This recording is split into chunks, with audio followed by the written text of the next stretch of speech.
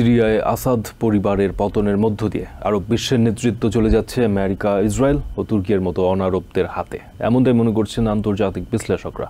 তাদের মতে জাতিগত দাঙ্গায় সিরিয়ার জনগণের মাঝে চরম বিভক্তি দেখা দিতে পারে। সেই সুযোগে তুর্কি ও ইসরায়েল নিজ নিজ আধিপত্য বিস্তার করতে পারে।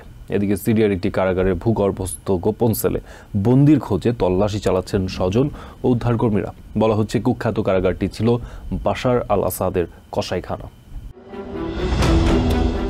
সিরিয়ায় বিদ্রোহীদের হাতে রাজধানী দামাস্কাসের পতন হয়েছে গত রবিবার। ২৭শে নভেম্বর দেশটির ইসলামিক গোষ্ঠীগুলো একত্র হয়ে ৫ দশকেরও বেশি ক্ষমতায় আঁকড়ে থাকা আসাদ পরিবার উৎখাতে ঝাঁপিয়ে পড়ে। কাকতালীয়ভাবে মধ্যপ্রাচ্যে শান্তি প্রতিষ্ঠায় ইসরায়েল লেবানন সীমান্তে একই দিন যুদ্ধবিরতি কার্যকর করা হয়। শান্তি প্রতিষ্ঠার নামে একদিকের যুদ্ধ আরেকদিকে স্থানান্তর করা পশ্চিমাদের অনেক পুরনো কৌশল। অনেকটা কাঁটা দিয়ে কাঁটা ওঠানোর মতো। আল কায়েদার মতো জঙ্গি গোষ্ঠীর হয়ে কাজ করা মোহাম্মদ আল জোলানি ও তার সংগঠন তাহরির আল শাম এবং আইসিসের অসংখ্য সশস্ত্র যোদ্ধা মাত্র ১২ দিনের ঝড়ো অভিযানে বাশারকে সমূলে উৎখাত করেছে।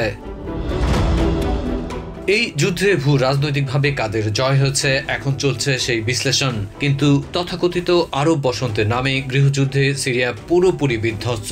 কঙ্কালসার সেই শরীর থেকে উঠে আসছে নানা ক্ষতের গল্প। যেমন দামাস্কাসের কাছাকাছি একটি কুখ্যাত কারাগার পরিচালনা করত বাশার, যেখানে মতাদর্শগতভাবে বিরোধীদের নিয়ে অকথ্য নির্যাতন চালানোর প্রমাণ পাওয়া গেছে। সেদনাইয়া এই কারাগারের প্রথম ফ্লোর থেকেই ৩০,০০০-এর বেশি রাজনৈতিক কারাবন্দীকে উদ্ধার করা হয়েছে, যাদের মাঝে অনেক নারী ও শিশু রয়েছে মানসিক ভারসাম্য হারিয়ে ফেলা লোকজন, যারা কি ঘটছে আশপাশে সে বিষয়ে কোনো ধারণাই নেই। দেশে দেশে স্বৈরশাসকেরা মনে করেন তারা অজেয়, তাই জনতার উপর নিপীড়ন চালাতে কোনো দ্বিধা করেন না। এমনকি সেদনাইয়া কারাগারে ভূগর্ভস্থ গোপন সেলে বন্দির খোঁজেও তল্লাশি চালাচ্ছে স্বজন ও দেশটির সিভিল ডিফেন্স কর্মীরা।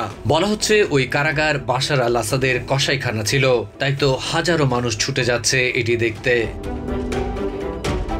আন্তর্জাতিক বিশ্লেষকরা বলছেন সিরিয়ায় আসাদ পরিবারের পতনের মধ্য দিয়ে আরব বিশ্ব আমেরিকা, ইসরায়েল ও তুর্কের মতো অনারবদের হাতে চলে যাচ্ছে।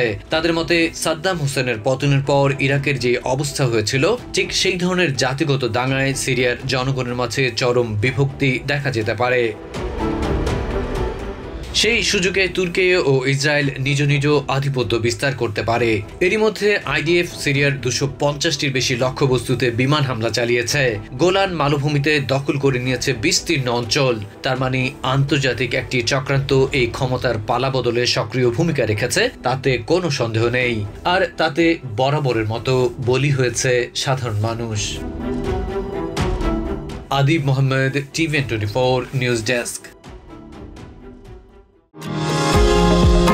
নিউ ইয়র্ক থেকে সম্প্রচারিত TVN24 টেলিভিশন বিশ্বজুড়ে বাঙালির কণ্ঠস্বর।